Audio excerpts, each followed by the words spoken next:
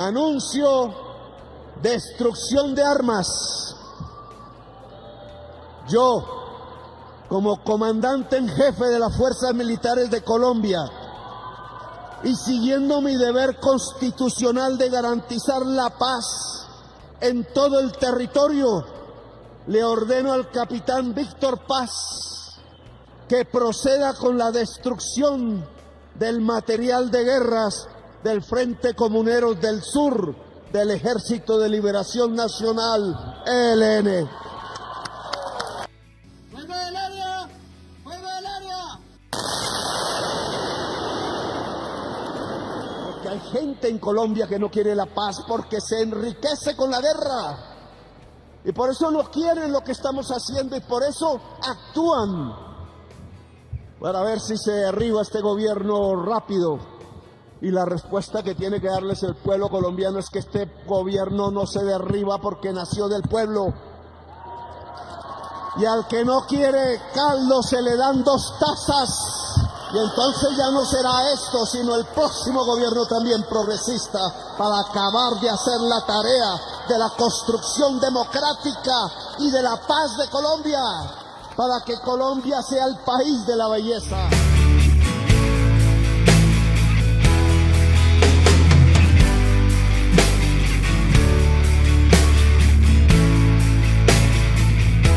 Feliz domingo para todos ustedes. Domingo 6 de abril del 2025. Se están cumpliendo 973 días del gobierno del cambio, del primer gobierno progresista y perteneciente al pueblo colombiano. Les decimos, como siempre, muchísimas gracias a todos ustedes y bienvenidos una vez más aquí a Colombia con C. Esa explosión que vimos y la orden de Gustavo Petro de iniciar ese acto, como lo decimos, esa explosión es un hecho histórico que ocurrió en el departamento de Nariño el día de ayer. Nada más ni nada menos que 1 tonelada de armas del Frente Comuneros del Sur, del ELN, que operaba en el departamento del Nariño, en la zona de Samaniego, pues este frente ha entregado las armas y ha hecho la paz. Podemos decir que es el primer gran éxito de la política de la paz total.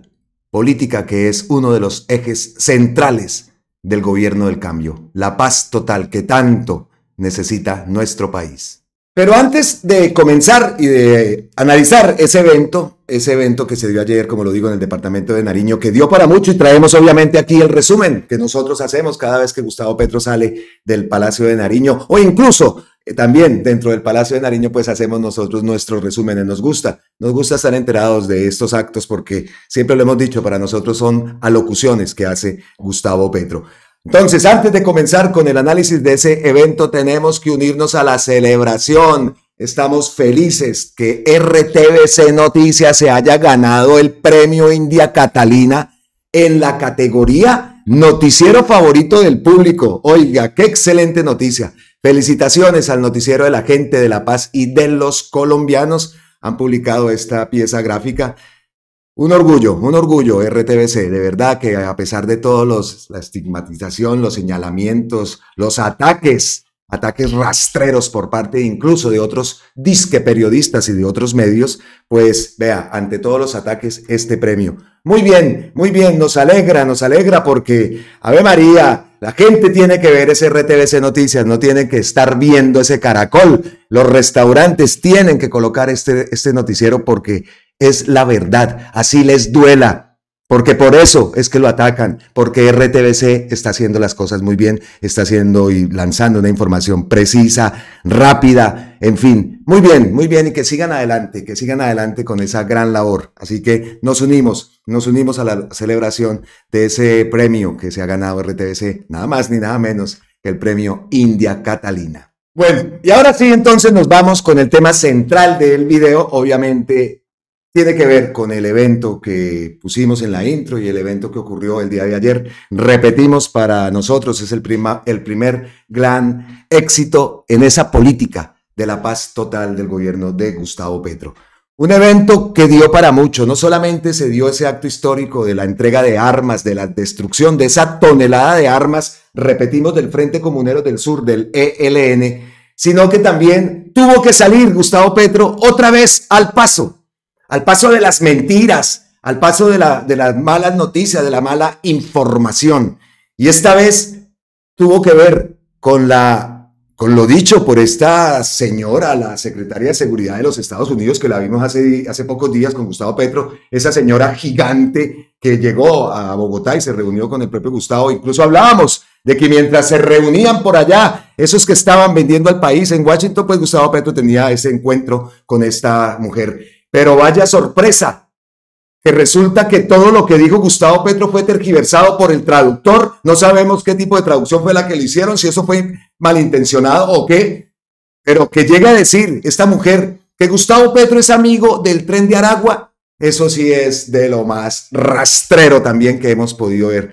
No solamente en Colombia, vea, ahora a nivel internacional también. Parte de esa estrategia, parte de esa campaña también creada por los Estados Unidos. No puede ser que esto ocurra y que le ocurra nada más ni nada menos que a Gustavo Petro, el presidente de Colombia. Que es que amigo del Tren de Aragua, cuando hemos visto las acciones contundentes que ha tenido este gobierno contra el Tren de Aragua, que ese fue el tren que dejó Claudia López en Bogotá y pues instalado también en muchas partes del país. Hemos visto cómo de sus grandes líderes, de sus grandes cabecillas, han terminado detenidos incluso en cárceles de máxima seguridad. Los han arrestado y ha colaborado la policía y el gobierno colombiano, en especial pues sus Fuerzas Armadas también, a la detención de varios cabecillas, no solo en Colombia, sino en diferentes partes de Latinoamérica. Así que increíble que haya Gustavo Petro que salir al paso de eso. Pero no solo fue lo único, como lo decimos, no solamente pues como salir al paso, sino que también esa entrega de armas, ese proceso de paz, ese primer éxito de la política de paz total del gobierno de Gustavo Petro, tiene mucho más, tiene muchísimo más, y es la verdadera transformación del territorio. Y eso lo vamos a escuchar en las palabras de Gustavo Petro, porque estas noticias no salen en esos medios. Obviamente, en RTBC sí sale, pero en esos medios no sale. Entonces la gente tiene que ver ese RTBC Noticias y, por supuesto, ver los medios alternativos. Señor presidente, nosotros nos rehusamos a volver a la guerra. Somos una organización de 32 años de existencia. Queremos construir la paz territorial. Roger Garzón, miembro, representante de Comuneros del Sur. A todos y a todas. Saludos especiales al señor presidente. Decirle que Comuneros cree en el gobierno del cambio y estamos convencidos de la política de paz total. Quiero compartir con ustedes algunas reflexiones que en el transcurso de este intercambio con gobierno nacional y las comunidades nos ha llevado a reflexionar y a replantear también nuestro pensamiento como rebeldes y nuestro actual papel en estos tiempos donde la paz territorial se hace tan necesaria. ¿Por qué estamos aquí? Hemos escuchado los múltiples llamamientos y clamores de la sociedad nariñense. Ese llamamiento de construir la paz territorial. Nosotros creemos que como comuneros debemos de ser sujetos activos en la construcción de esa paz territorial. Desde nuestro sentir como rebeldes hemos considerado que hay un hartazgo de la guerra. Eso se ve, eso se siente. Consideramos que la lucha armada está caduca, que hay unos nuevos tiempos, que hay unas nuevas necesidades, que como colombianos y como nariñenses nos merecemos, como decía un líder social, nos merecemos vivir en territorios en paz. Señor presidente, nosotros nos rehusamos a volver a la guerra. Somos una organización de 32 años de existencia. Muchos de nosotros, nuestra media vida la hemos tenido en esas montañas de Nariño. queremos construir la paz territorial. Para finalizar, consideramos que en este gobierno del cambio sí es posible finalizar el conflicto entre el Estado colombiano y el Frente Comuneros del Sur. Señor presidente, reafirmamos nuestro compromiso y nuestra voluntad sincera de la construcción de la paz territorial y las transformaciones que se merecen los nariñenses. Muchas gracias. Un 41% se ha reducido el homicidio en la zona de paz y avanzaremos ahora a la transformación de 5.000 hectáreas de siembra de hoja de coca en cultivos lícitos.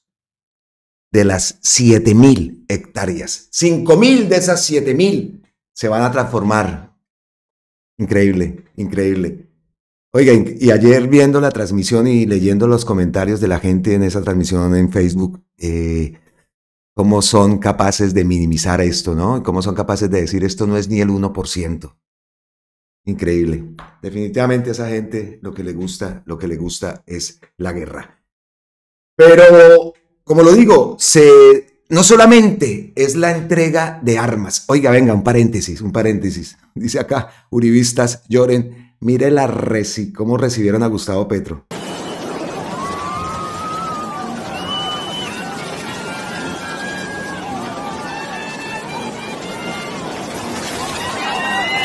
Miren arriba. Dice ahí, uribistas lloren. Esas son las verdaderas encuestas, vea. Y feliz Gustavo Petro en su salsa con el pueblo.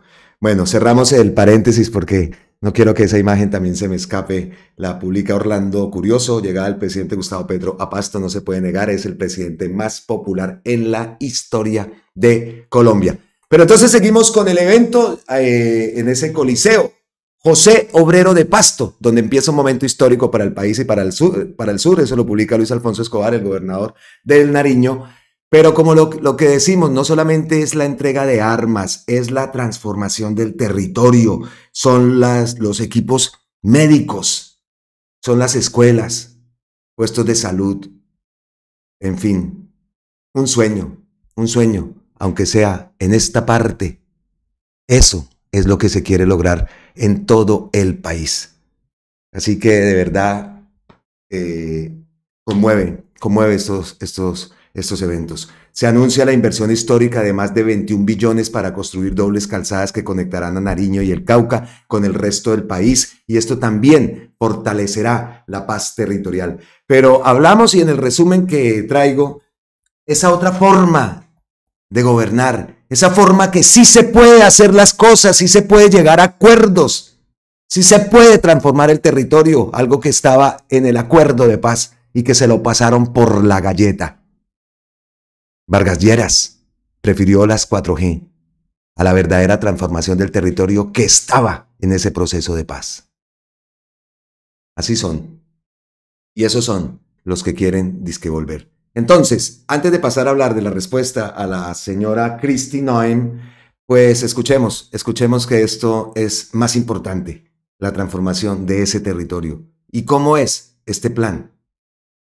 Y entonces aquí tenemos otro método diferente para salir del narcotráfico y para ayudar a la ciudadanía norteamericana que, sin afectos y llevados a una especie de carrera de caballos por el triunfo social que no existe, nos podamos alejar progresivamente del abuso y la drogadicción, y a Europa, y a Rusia, y a Australia, y a Israel también. Entonces, 42.000 hectáreas es más que lo que la Embajada de Estados Unidos espera que hagamos en Colombia, que dijo 30.000 hectáreas. Y no quemamos ni un rancho, y no arrojamos veneno en la casa campesina, y no llevamos a la cárcel al campesino ni al joven, y lo estamos logrando.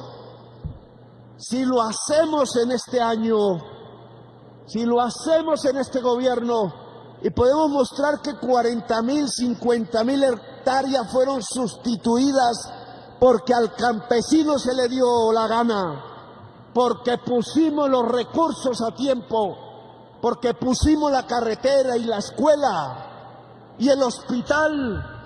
No cuenta la prensa, pero en los 10 municipios de presencia de comuneros se han invertido 45.000 millones y hay 109 equipos de médicos, médicas, enfermeras, 4 centros de salud y 6 ambulancias.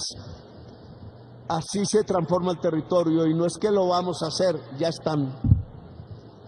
La prensa no habla de esta reforma a la salud porque está conquistada por los vampiros de la salud que se llenan de dinero, volviendo al paciente una mercancía.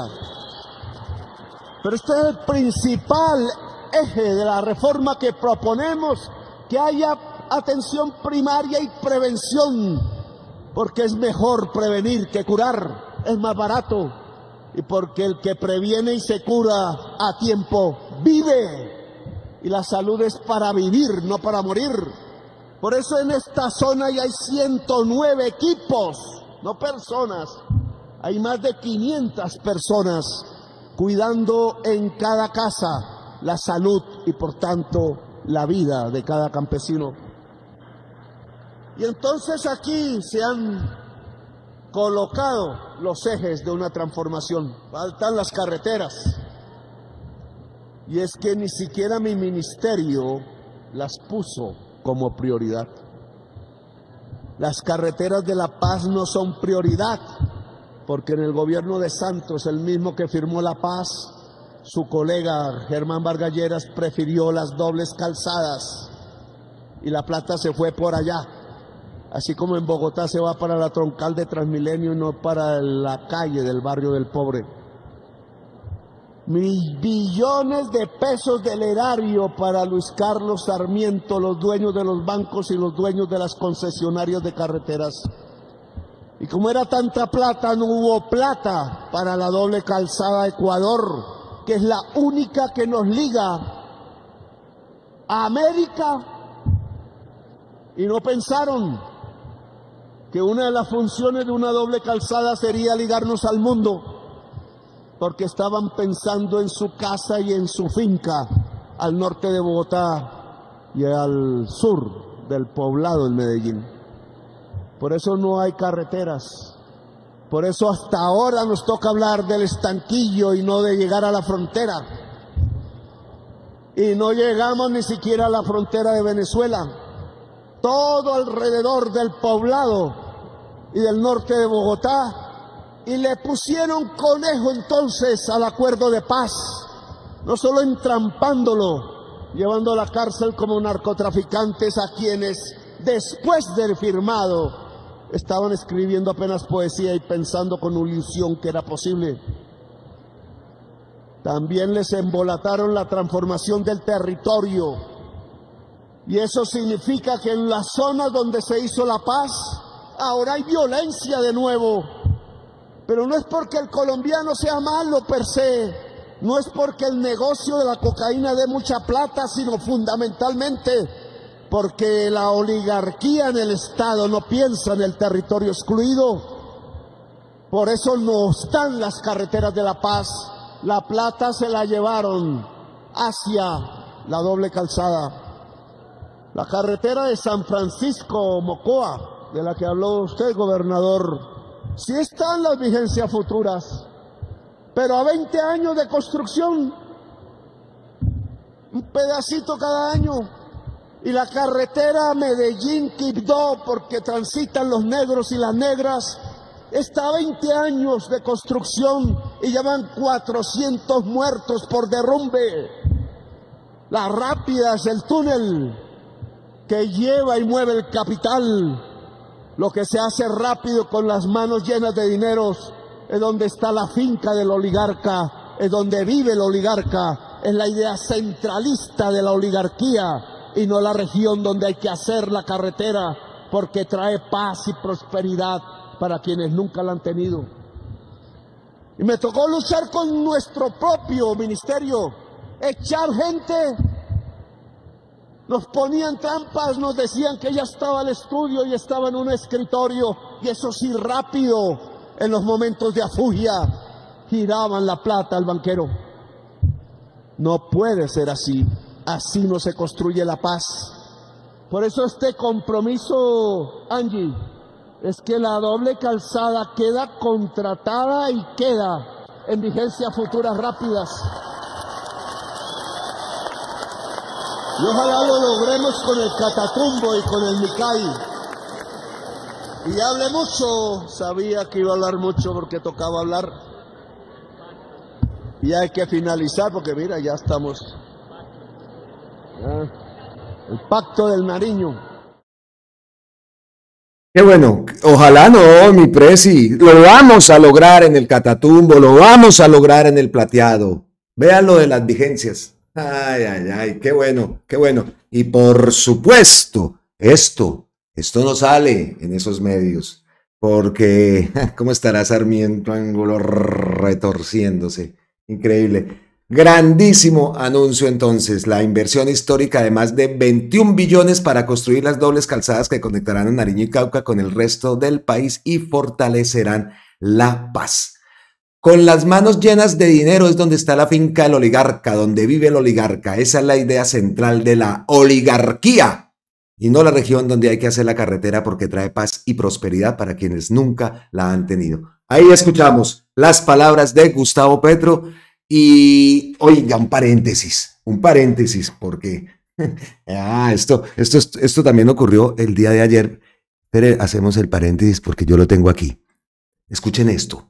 Una comandante de rasgos muy duros de la guerra. No sonrió, no miró con amor.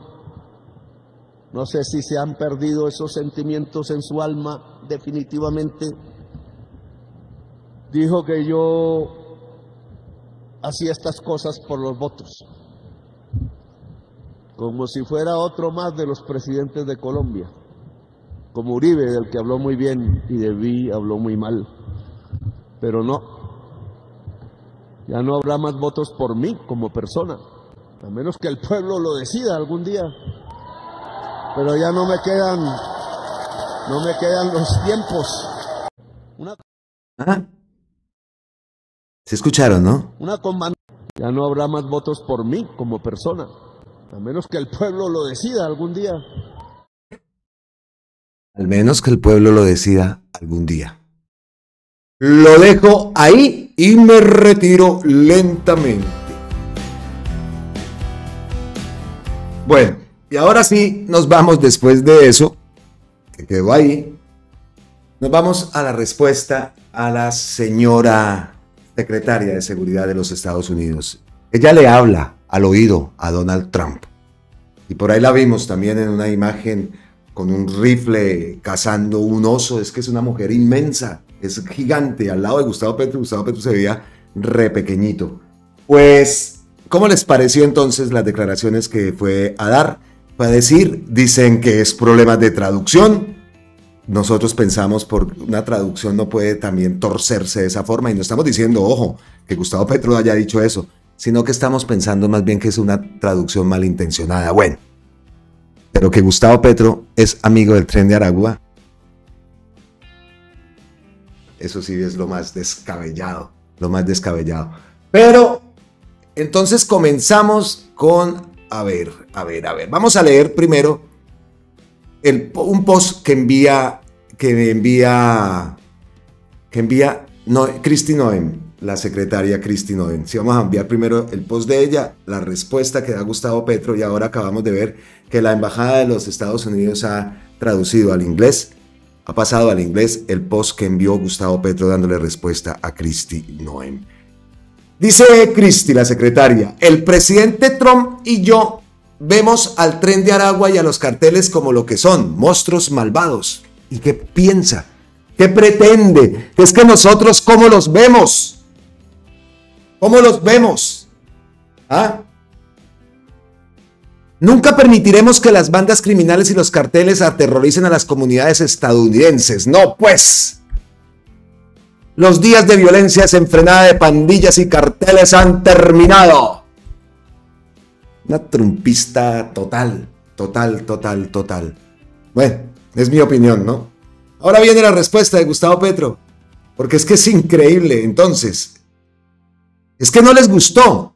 Cuando Gustavo Petro lo dijo también, incluso lo dijo ayer allá en Nariño, que lo que pasaba con esos muchachos, porque habló así, era que no tenían oportunidades. Lo mismo que ocurre en Colombia, que sí, y destaca y resalta y lo dice, que es una banda criminal.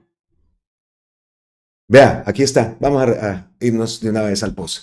Señora Cristi, la banda del Tren de Aragua, que es una banda delincuencial asesina, la fortalecieron ustedes mismos, bloqueando a Venezuela. Yo demostré que se detenía la migración venezolana a América toda, simplemente formalizando las relaciones diplomáticas y habiendo la frontera cerrada. Enorme error del expresidente Duque. El bloqueo ha lanzado a centenares de miles de jóvenes venezolanos que vivían bien en Venezuela a la exclusión total en barrios y países foráneos. Y de la exclusión solo sale más violencia, como la experiencia de la violencia colombiana de 76 años. Más amor a la juventud acaba el abuso de las drogas. Fue lo que le dije. Las sociedades donde la juventud pierde la esperanza y sus individuos viven en la soledad llenan su vacío con ruido y drogas. Le dije que las sociedades del ruido tienen silenciosa el alma, más inclusión a la juventud excluida en el mundo y en el exilio, más inclusión de los jóvenes que salen desesperados por los bloqueos económicos y se acaban los monstruos de la violencia. Le dije también mi opinión con franqueza, porque usted me la preguntó. Entiendo la diplomacia sobre la base de la franqueza. La mentira solo trae guerras, la verdad, la paz. Le dije mi verdad sobre la experiencia colombiana y la migración. Colombia es el país de 100 años de soledad que no es más que el habernos matado entre nosotros por 100 años. Por eso la invité a ver el salón de Gabriel García Márquez. La mejor manera de acabar la violencia en Tren de Aragua es permitir que la juventud de Venezuela pueda vivir bien en su país. Es la inclusión de las poblaciones juveniles colombianas lo que ha permitido reducir la violencia en mi país. Y aún nos falta mucho, muchas más universidades, arte, deporte, comunidad y solidaridad, mucho más amor. Lamento que no entienda mis palabras. Los migrantes no son criminales y deben respetarse sus derechos. Así lo demostró Duque, mi adversario, y lo demuestra mi gobierno. Solo habrá más violencia si se encarcelan niños de 14 años o se conduce a la población venezolana que le creyó al gobierno de los Estados Unidos a las cárceles de Bukele. El amor acaba la violencia, Cristi. Eso lo enseñó Jesús hace mucho tiempo. No sé por qué usted dice que dije que tenía amigos en el Tren de Aragua o en los carteles. Espero que sean infundios de medios o amigos de la mafia que quieren que Colombia y Estados Unidos no se hablen. ¡Nunca! Ojo a esto, nunca he conocido un solo miembro de carteles en toda mi vida. ¿Qué tal? Dije que rompiendo los lazos entre el poder político y los narcos se debilitaba la mafia. Más bien, hago un paréntesis acá, más bien, esos que tanto la admiran en Colombia, esos que tanto la admiran y que ahora están haciendo eco de todo esto, eso sí, pregúntenles a ellos, a ver si no tienen relaciones o no han tenido relaciones con narcos, comprobadas. Pregunte nomás a esos mismos que les lamben a Donald Trump, esa extrema derecha, pregunte, ahí sí encuentra. Y ahí sí puede venir a decir lo que está diciendo. ¿Qué tal? ¿Ah? Dije que rompiendo los lazos entre el poder político y los narcos se debilita la mafia y que esperaba su colaboración para ello, que solo habría entendimiento entre nuestras agencias de inteligencia para encarcelar a los más poderosos capos y examinar sus finanzas mundiales, no para fumigar campesinos. Que la mafia había andado en el Palacio de Nariño y en el Congreso y en Miami y en Madrid y en Dubái, pero no se paseaba por la casa campesina. Dije que habría inteligencia y cruce de datos biométricos, pero de criminales, no de población colombiana. Dije que ayudaría a la destrucción de la mafia hasta el fondo porque asesinaban mi pueblo, la paz y la democracia, pero que no ayudaría a la destrucción de mi pueblo. Hablamos de un encuentro entre campesinos colombianos y farmers estadounidenses y a pesar de este episodio mantengo mi palabra. Creo que se parecen mucho en sus esperanzas y tener la tierra. En Colombia, millones de campesinos no tienen tierra y por eso tenemos violencia. Le dije que muchos gobernantes colombianos los engañaban porque les mostraban la fumigación y encarcelamiento de miles de campesinos y le decía que así se acababa la mafia. Pero se abrazaban era con los capos en los clubes y palacios, tomando whisky y juntos organizaban las listas de los próximos en asesinar. ¡Ah! ¡Qué momentazo! ¡Ah! ¡Qué palabra! ¡Excelente! ¿De eso por qué no habla? Dije que si se legalizaban las sustancias menos peligrosas se acababa de inmediato la mafia colombiana y si no se hacía habría que romper sus lazos con el poder político. Eso fue lo que dice Gustavo Petro que le dijo. Ah, esa me encantó. Esta me encantó. Le dije que muchos gobernantes colombianos los engañaban porque les mostraban la fumigación y el encarcelamiento de miles de campesinos, como ha sido siempre y como ha sido un total fracaso. Les decían que así se acababa la mafia. ¿Cuál? ¿Cuál? Pero se abrazaban era con los capos en los clubes y palacios tomando whisky juntos, organizaban las listas de los próximos en asesinar. ¡Ah! Buenísima esa parte de esa respuesta. Entonces, pues aquí veo, sí, aquí ha pasado, sí, aquí ha pasado, esto lo acaba de publicar la Embajada de Colombia en los Estados Unidos, la traducción ya se la pasaron al inglés, esperamos que esta vez sí lo entiendan, pues, porque de verdad, ¿cómo van a hacer posible tergiversar unas palabras? ¿Eso con qué intención es? Pues no sabemos. Pero esos mismos, es que todo se resume en esa parte de ese post. Esos mismos que están diciendo y que le están diciendo que es que así es que se acaba, son los que terminan tomando whisky en los clubes con los capos. Esos son. Así que, señora Cristi, de verdad, qué vergüenza. Aquí tenemos también, ayer, no lo voy a dejar de pasar, pues las palabras que también Gustavo Petro dedicó a esa respuesta. Entonces, escuchemos. Señora dice que así me entendió y yo le creo. Y entonces hay que poner las palabras sobre el lugar y ojalá me traduzcan bien si alguien va a traducirme al inglés que no sé hablar. Soy franco. No es cierto que duré 30 minutos hablando contra Trump. Solo contesté las preguntas que ella me dijo sobre lo que pensaba yo del Tren de Aragua o del bloqueo y dije lo que pensaba y sigo pensando. No digo mentiras. Y hablamos de esos temas que tienen que ver con nosotros, no con los temas de los Estados Unidos que respeto. Trump ha sido elegido por el pueblo norteamericano, por unas querencias que tienen allá o unas carencias también. Y ese no es el problema del presidente de Colombia. El problema del presidente de Colombia es si tiene que ver con nosotros, las y los colombianos. E indudablemente temas como migración. ¿Cuántos colombianos están en los Estados Unidos que allá consideran criminales, pero nosotros no? El presidente de Colombia no considera criminal a ningún latinoamericano o miembro de la humanidad que esté en los Estados Unidos, porque es un ser humano.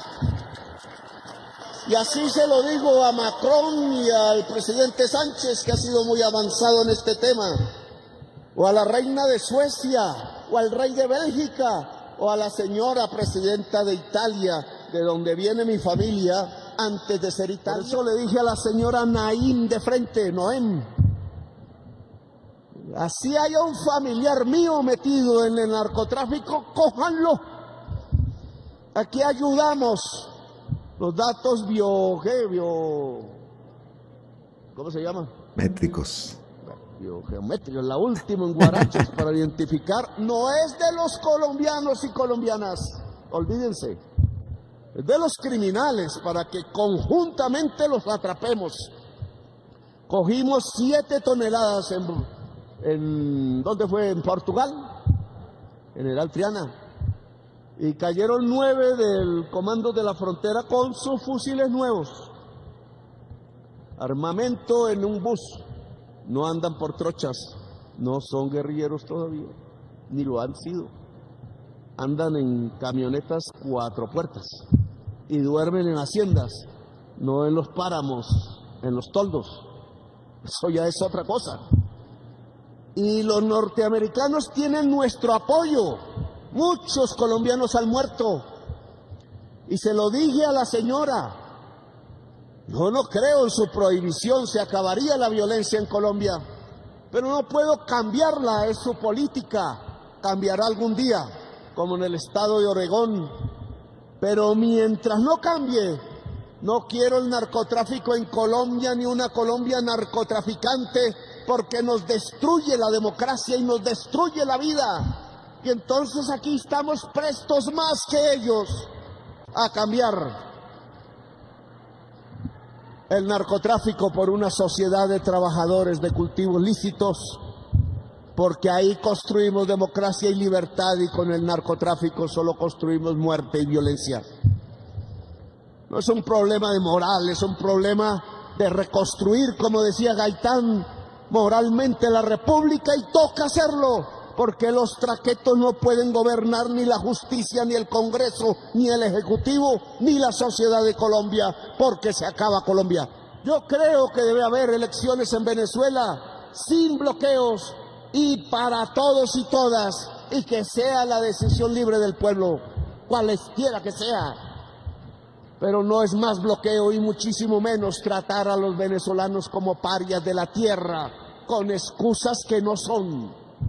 Porque la experiencia que hemos tenido en Colombia es que esa gente del Tren de Aragua es una banda delincuencial, y que muchos dejarían de serlo si simplemente hablamos y les abrimos la puerta de la universidad y de las oportunidades como a los demás jóvenes de Colombia. Yoti, te queda para que vaya a esa cárcel de Cúcuta y hable con ellos y veamos cuál es la verdad, si es verdad lo que dicen en el norte o tenemos razón, y si ellos tienen razón, pues nos disculpamos. Pero si nosotros tenemos razón, hay que cambiar la política, porque va hacia otros destinos y no a que convivamos en paz en las Américas, si es que queremos una América grande. Bueno, la traducción entonces ya fue realizada y dejamos ya ese tema, ¿no? El tema de esta. Sin embargo, antes de irnos y cambiar de temita, vean estas imágenes que se presentaron también el día de ayer en Nueva York. Es en Nueva York, espere. Sí, son en Nueva York estas imágenes. Protestas contra Donald Trump.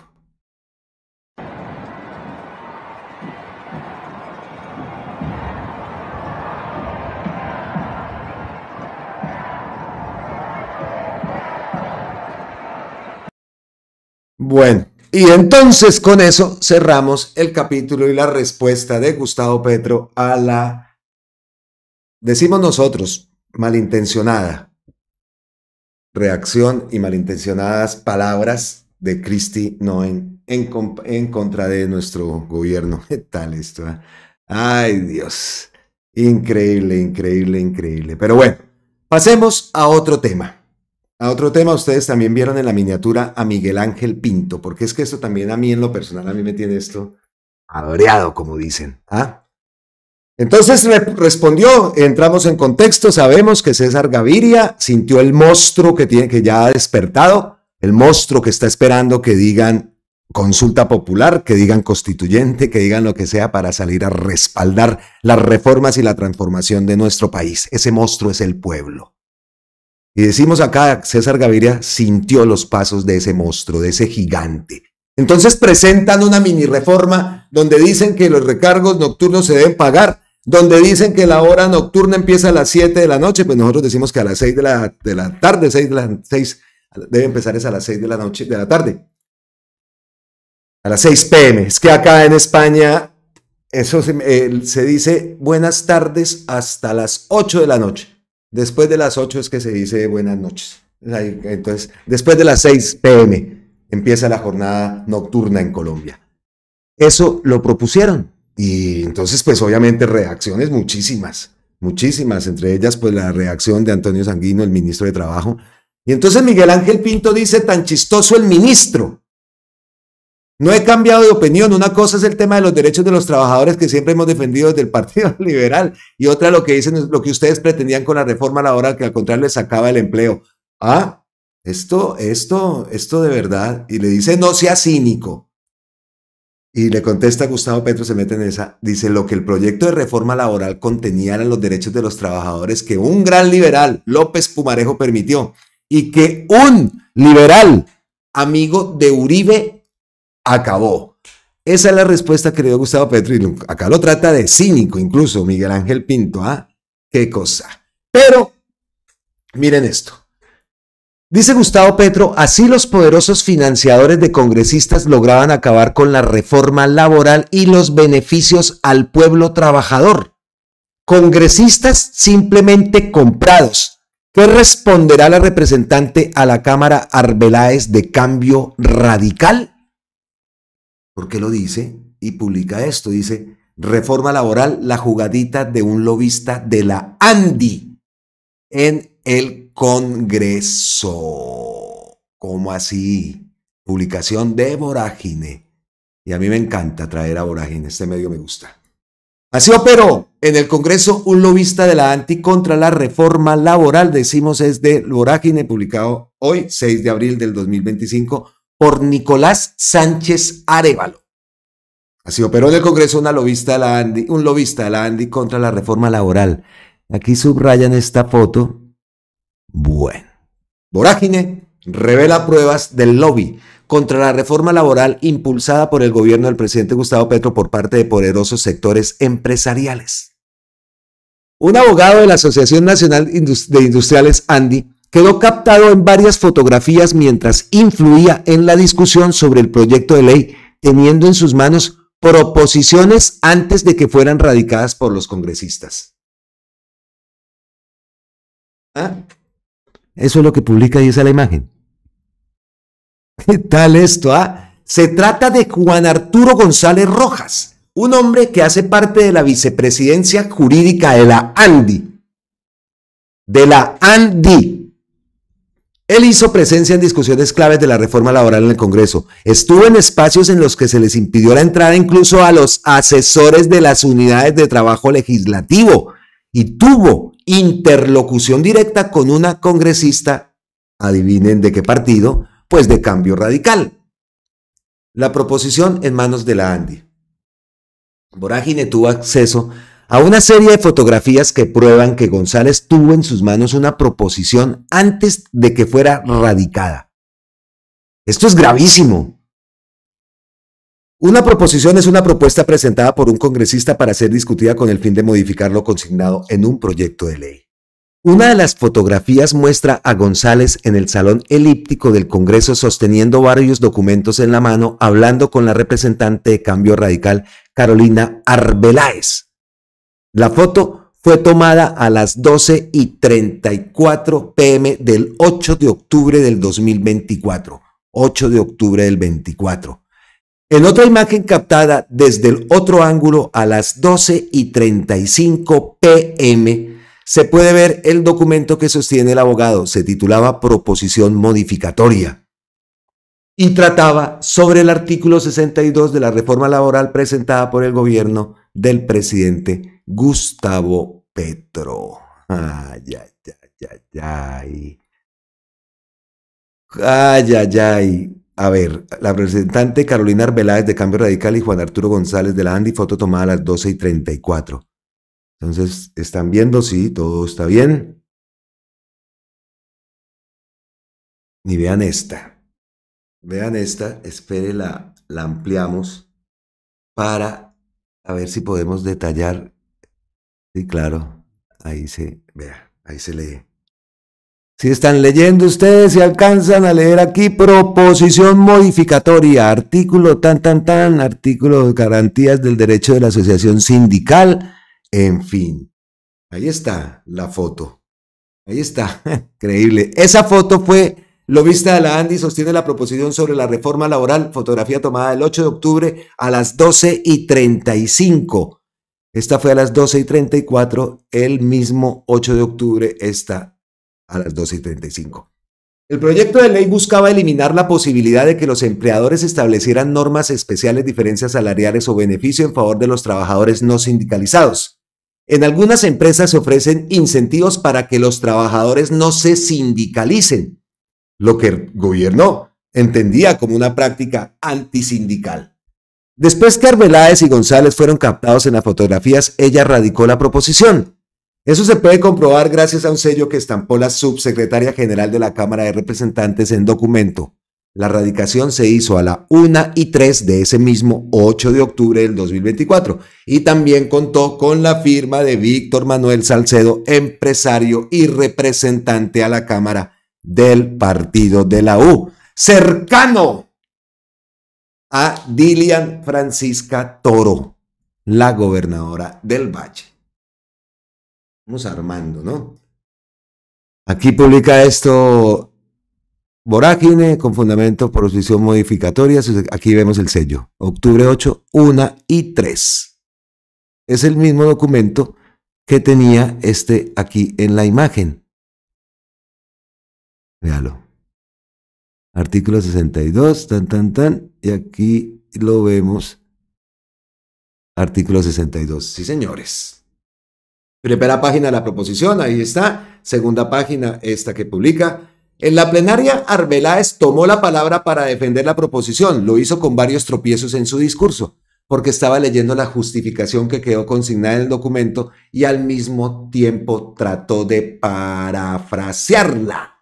Se está limitando la forma proporcional de la libertad de empresa, pero sobre todo prohíbe esa posibilidad de que los empleadores mejoren las condiciones económicas de los trabajadores que no están sindicalizados. Fíjense en ustedes lo peligroso que termina siendo este artículo, porque casi que es un incentivo para que haya una sindicalización forzosa. La modificación también fue detenida por Andrés Forero, representante ¿de dónde? Del Centro Democrático. La representante Arbeláez fue financiada en su campaña al Congreso por empresas que hacen parte de la ANDI. ¡Qué asco! Vea, Postobón, 70 millones de pesos. Bavaria, 45 millones. Ambas compañías están agremiadas en la Cámara de Bebidas de la ANDI. La oposición de esa organización gremial a la reforma laboral fue pública. Solo por dar un ejemplo, Bruce McMaster, presidente de la ANDI, dijo el 17 de marzo en Noticias Caracol, quedó una reforma bastante mala para los trabajadores, bastante mala para los hogares colombianos y muy en contra de los informales. Esto tiene que tener una repercusión, una difusión máxima. Yo la cogí fresquitica, recién publicadito por Gustavo Petro, y también el artículo es del día de hoy. Impresionante. Este medio contactó a Salcedo, quien dijo que no recordaba esa proposición en particular debido a que firmó varias. De pronto con el señor que usted me está diciendo, González, me he sentado, pero no lo tengo ubicado por el nombre, declaró. Yo escuché a los grandes empresarios de la ANDI, a FENALCO, a los empresarios de la noche, a los sindicatos, a las asociaciones, recibí a todo el mundo. Mis luchas han sido para tener una reforma laboral equilibrada. Yo he votado y acompañado que a los trabajadores se les reconozca el 100% del dominical, y se lo dije a los empresarios de la ANDI, se lo dije a FENALCO en la cara, agregó el representante. La proposición fue hundida en medio del debate. La manera en la que se radicó y construyó esta modificación da cuenta del poder de influencia en algunos sectores del Congreso que tiene González como integrante de la ANDI. Por medio de Bruce McMaster, intentamos contactar a González, pero el dirigente gremial ignoró nuestros mensajes. Desde el pasado 3 de abril hemos solicitado una entrevista a la representante Arbeláez, pero hasta la publicación de este artículo, nada de nada. Otros escenarios de acción del lobista. Otra foto obtenida por Vorágine da cuenta de que González entró a un espacio del Congreso de difícil acceso. El pasado 18 de marzo se dio en la Comisión Séptima de la Cámara de Representantes un debate crucial para la reforma laboral del gobierno. La entidad dispuso que al lugar donde se iba a dar la discusión solo podrían entrar los representantes y dejó por fuera incluso a los asesores de la unidad de trabajo legislativo. Sin embargo, González logró ingresar al espacio que estaba vedado. La reforma laboral terminó hundiéndose ese día porque la bancada gobiernista no logró las mayorías necesarias. Ahí está la imagen. Jorge Arturo González de la Andi en el último debate de la reforma laboral. Es alguien que transcurre mucho por las comisiones séptimas, tanto de Cámara como de Senado, le dijo a Vorágine, un funcionario del Congreso que aceptó hablar bajo el compromiso de proteger su nombre. Estas comisiones son las encargadas de, entre otros temas, discutir sobre salud, trabajo y asuntos de mujer y familia. El martes 1 de abril, González fue captado en la comisión séptima mientras se discutía un proyecto de ley referido a la licencia menstrual. El abogado también se ha opuesto a la reforma a la salud del gobierno Petro. En junio del 2003 firmó una carta titulada Propuesta de Pacto Nacional por un Mejor Sistema de Salud en Colombia, la cual fue suscrita por exministros como Alejandro Gaviria, Bea y Mauricio Santamaría y Rudolf Homs. El documento también contó con el apoyo de asociaciones de pacientes y fundaciones. Increíble, increíble. El abogado ha hecho otras intervenciones en el Congreso. Por ejemplo, el 24 de junio de 2022 habló a nombre de la ANDI oponiéndose a la ratificación del acuerdo de Escazú. Hasta en eso. Con la ratificación del acuerdo de Escazú perderemos soberanía en asuntos que hoy tiene caminos claros y expeditos. Bueno. González también ha representado a la ANDI en diferentes espacios como Comisión Asesora de Derechos Humanos. En fin. En Colombia hacer lobby es legal, pero varios proyectos de ley han intentado regular acción de los cabilderos. Todos han fracasado. Carlos Hernández, director ejecutivo de Transparencia por Colombia, atendió una entrevista con Vorágine en la que habló de la necesidad de ponerle normas a esas labores. Hacer transparente esa gestión de intereses es que exista un mecanismo a través del cual se facilite esa conversación entre cualquier persona interesada y un tomador de decisión, pero que eso no se haga por debajo de cuerda, que se haga de cara a la sociedad y que como sociedad tengamos claridad sobre quiénes defienden qué posiciones y a favor de qué intereses. Hernández también se refirió a los riesgos que conlleva la falta de regulación. Nos deja un escenario en el cual estas gestiones que se hacen ante tomadores de decisiones pueden estar incentivadas por intereses particulares y pueden estar medidas por regalos, favores, eventuales sobornos, aseguró.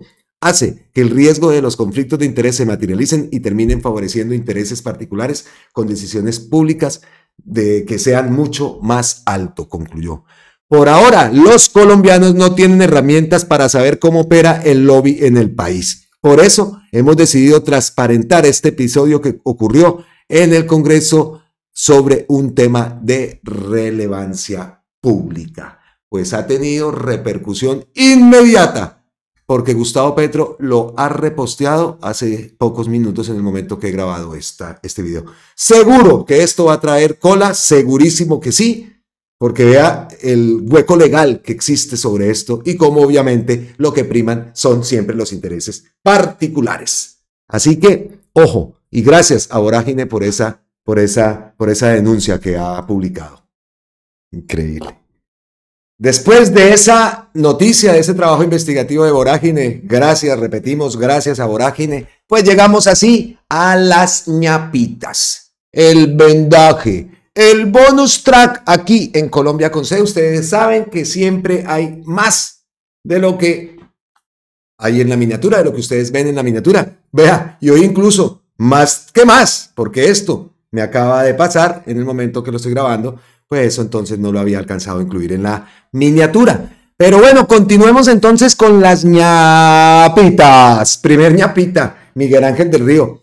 Oiga, he visto esa retórica por todo lado de esa derecha nefasta criminal de Colombia, de que Uribe va ganando el juicio. De verdad que, y sí, no es mentira. Varios ya he visto de esta gente. Pues Miguel Ángel del Río sale al paso también y dice, la estrategia de Uribe frente a su juicio es deliberada. Crear el falso relato que va ganando para lograr su ambición sinuosa. De ser absuelto, dirá que tenía razón sobre un supuesto montaje, y de ser condenado, advertirá que la jueza, a pesar de lo anterior, no le dio garantías. Es cierto, andan con ese relato. Yo no sé qué juicio es el que están viendo. Yo no sé qué es lo que están viendo, pero así son, así son. Siguiente ñapita. Y aquí Edwin Palma Egea reacciona a este video y felicitaciones al muchacho que le cantó la tabla a Mauricio Cárdenas. Entonces vamos a escuchar primero al muchacho, a este joven que bien fundamentado, con argumentos. Vea cómo desenmascara a Mauricio Cárdenas. Yo quiero iniciar mi intervención diciendo lo siguiente. Yo creo que faltaron un par de cosas por decir al momento de la presentación del señor Cárdenas. Y yo tengo varios puntos aquí que yo quisiera agregar para iniciar mi intervención. Y es lo siguiente, estudiantes, que creo que tenemos que tenerlos muy presentes. El primero, el señor Cárdenas, involucrado en los años 90 en el escándalo de Dragacol, por la conciliación irregular de más de 26.000 millones entre esta empresa y el Estado. Segundo, en el 2016 impulsó una reforma tributaria que aumentó el IVA del 16 al 19% y respaldó la venta de Isagen. ¿Ustedes saben qué significa eso? Que esta venta nos quitó a nosotros tener dominio sobre las energéticas, y esto causa algo, y es lo siguiente: nos quita autonomía, nos quita soberanía energética, y causa que los padres de todos nosotros que estamos acá en la costa Caribe hoy tengan el sufrimiento de tener que pagar o la comida o tener que pagar un recibo caro de la luz. Eso es una de los que ha dejado y ha producido esa venta, que no lo mencionó. Cuarto, y creo que es algo súper importante para nosotros los estudiantes de la universidad pública, y por lo cual me parece una vergüenza que en este espacio esté este señor, y es que cuando fue ministro de Hacienda impulsó que no se fomentara la financiación de la educación pública, sino que se fomentara el SERPI lo paga. Les cuento a ustedes que saben que el SERPI lo paga, que mientras la Universidad del Atlántico se estaba cayendo, mientras las principales universidades públicas se estaba cayendo por medio del programa SERPI lo paga que impulsó este señor, se estaba priorizando la infraestructura de la Universidad de los Andes, universidad que no ha hecho más que sacar a los más grandes corruptos que han estado desfalcando el Estado. Y esto no significa que la experiencia que tanto menciona él hay que tener para gobernar. Esta experiencia significa experiencia para delinquir. Porque de los Andes, ¿sabe quién salió? Carrasquilla, ese mismo ministro que desconocía todos los intereses y que desconocía la economía del país y que llevó a que nos movilizáramos en el año 2021. Eso quería mencionar. Ave María, qué buena. Muy bien, no sé el nombre, pero los pelados, no sé quién es, eso lo publica Alberto Ortiz Galín, pero excelente. Mis respetos a este joven, mis respetos. Y este ministro había dicho: oiga, si me ven por la calle, salúdenme. Pues vea, ahí tiene, exministro, en toda su carita. Qué bueno. Ahora sigamos con el post de Edwin Palma. Siempre será bueno recordarle al país que Cárdenas vendió Isagen y quiso vender con orgullo a Ecopetrol y a Zenit. La venta de Isagen tiene que ver con el descontrol en los precios de energía eléctrica del país. Argumentos que dijo este joven. Teníamos una joya, y pues para personas como Cárdenas es mejor que estén en manos de privados, lo que es de toda la nación. Muy bien por este joven, la tiene clara. No sabemos el nombre del joven. Aquí salen más reacciones: Cárdenas, Cárdenas, Cárdenas, en fin, pero quería dar el nombre del muchacho. Bueno, desde aquí, desde Colombia con C, le damos nuestro abrazo, hermano, nuestra felicitación, y muy bien, así es que es, con argumentos, sin grosería y sin nada, pero muy bien, excelente. Eso como que nos reconforta el alma, como también nos ha reconfortado primero esa noticia de Augusto Campo. Eso a mí me tiene muy contento. He leído por ahí, bueno, mañana lo traeré en el video, cuáles son las funciones que tiene que asumir el secretario jurídico de la presidencia. A ver, Ave María, si nos defiende a Gustavo Petro de tanto improperio que se lanza por ahí, pero de pronto esas no son las funciones específicas. Sobre todo también el tema ahora de la consulta popular, toda esa asesoría jurídica que requiere, y qué mejor que en manos de Augusto Campo, que hombre, que es que esa noticia me alegra como me alegra el tren. Lo del tren, ustedes saben, lo vemos, ese puente, yo pasé por ahí, por ese puente, ustedes también muchos habrán pasado por ahí, eso queda ahí saliendo de La Dorada. Excelente, excelente noticia, la reactivación del tren, vea, esto es allá en Santa Marta. Pero, ¿qué ha dicho Gustavo Petro? Hemos reactivado el tren, es el presente y el futuro de la movilidad eficiente y descarbonizada para la carga y los pasajeros en la nación y en las ciudades. Los pasajeros, no solamente es carga, la idea es pasajeros también. No elimina buses y camiones de la empresa ganadora, responsabilidad y cumplimiento. Yo el día que fui a La Dorada, bueno, los días que estuve en La Dorada también, y sobre todo el día que llegó el tren, me di cuenta inmediatamente como una parte del tren que traía la carga, la locomotora se despega, se va y la dejan parqueada, aparcada en un lado, y el tren continúa, y ahí al lado hay un centro como de descargue, y empieza a generarse esa cadena, ¿no? Los carritos, los montacargas, los camiones, que precisamente hablando acá del tema no elimina buses y camiones, el tren, los camiones esperaban la llegada del tren, llegaban y los carritos esos los cargaban. Habían como unas 50 personas. En un momentico, llegó el tren y se empezó a articular toda esta actividad. Entonces, es bueno, por favor, claro que pueden convivir el tren, el camión, por supuesto, el bus, por supuesto que puede convivir con los trenes y con los camiones. Excelente, excelente noticia. Esto de verdad que a mí me tiene muy, muy contento. Quiero estar ya en Colombia y volver a La Dorada a presenciar con nuestros propios ojos todo este tema. La Red Férrea Nacional es un proyecto que implica décadas, es más barato y eficaz que las carreteras y si se electrifica, se convierte en un mitigador de la crisis climática. Así que vea, aquí vemos los cafeteros también, que eso fue uno de los productos que vimos, así vimos pasar el tren lleno de café. Nosotros vimos la entrevista, hicimos una entrevista donde también Bavaria, Postobón, eran los que habían empezado. Postobón, sí era Postobón el que había hecho la prueba piloto y estaba atrayendo a más y más y más empresas, incluso Peldar. Todas pertenecientes a esa organización Ardila Lule, ¿no? Vale, bueno, Santo Domingo, Bavaria, Santo Domingo, pero lo que es Peldar, lo que es Postobón, son de Ardila Lule, que son, ese grupo económico es un fiel opositor al gobierno, pero con tal de que ahorre eso ahí sí. Bueno, no importa, perfecto. Han llamado muchas más empresas y el tema de los cafeteros también es otro que también crece y crece y crece el transporte de sus productos a nivel férreo. Bueno, más ñapitas, dejamos el tren de un lado y nos vamos con esto. Publica La Gata en el Tejado, un abrazote para La Gata en el Tejado. Carlos Leder desmiente al payasito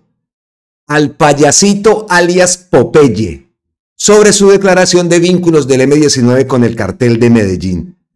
Vea pues, muestre, escuchamos esto. Prácticamente. A ver. Y yo estaba prácticamente o totalmente aislado en Estados Unidos. Yo no sabía mucho de qué ocurrió en Colombia en los últimos 40 años. Pero desde que estoy en libertad tengo mucha información y he aprendido un poco de los computadores. Y resulta que yo me entero de que hay una convención, Comisión de la Verdad,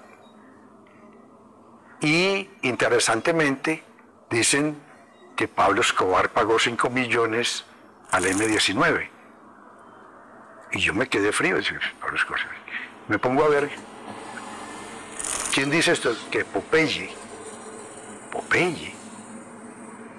¿Y quién? Yo conocí a Popeye, era un chofer de Pablo, no podía cargar mi pistola. Después ya lo vi como pistolero o inicial de pistolero.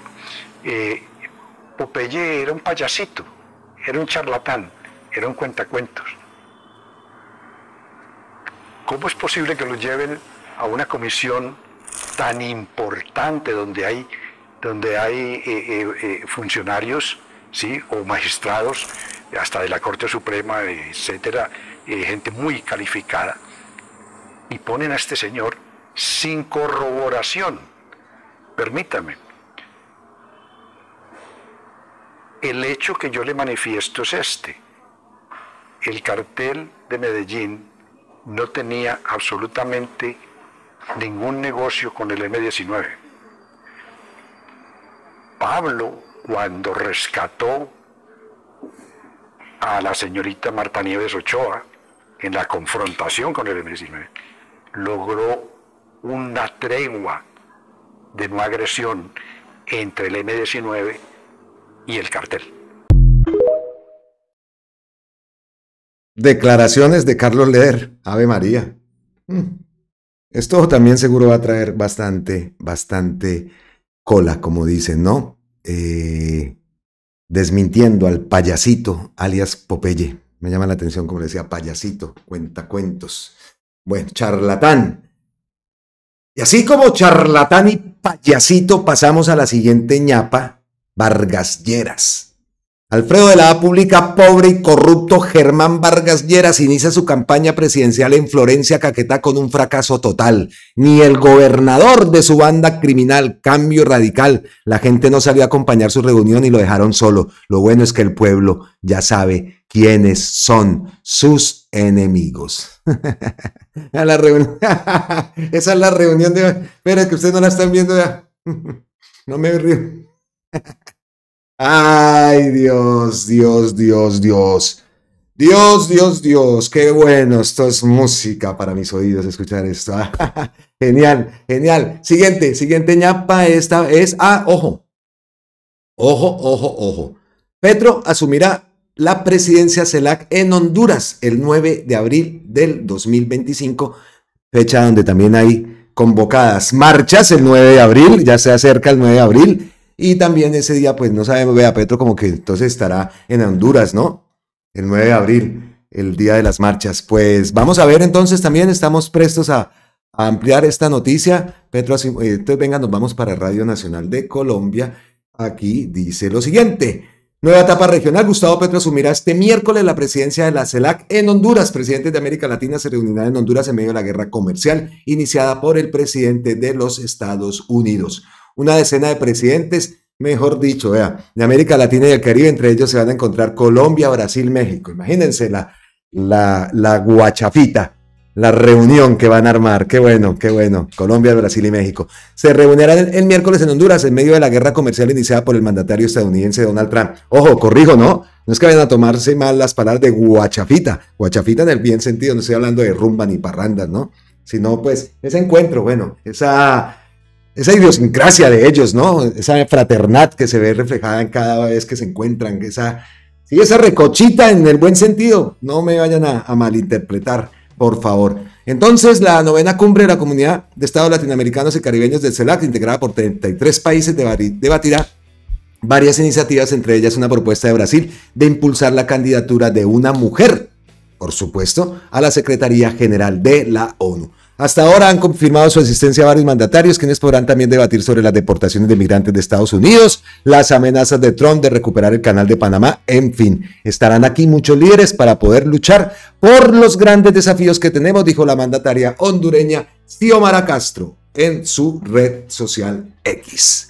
Pues estaremos atentos entonces. De las palabras, seguramente Gustavo Petro dará otro de sus importantes discursos asumiendo esta presidencia de la CELAC. Entonces, pues hasta ahí, venga, nos pegamos la revisadita a la cuenta de Gustavo Petro. A ver, respuesta: que sea la paz en Nariño, en fin. Este video también, como siempre, tiene su musiquita, pero esto se vivió, imágenes de lo vivido el día de ayer. Ahí es cuando da la orden, que lo vimos en la intro. Qué bueno. Vea. Acordando y haciendo. Entonces cerramos así. Ahora sí, nuestro contenido hoy domingo. Esperamos que haya sido de su agrado. Nos vemos en una próxima. Feliz resto de día. Muchas gracias totales, eternas, infinitas a todos ustedes. Abrazos ancestrales y hasta la próxima. Gracias.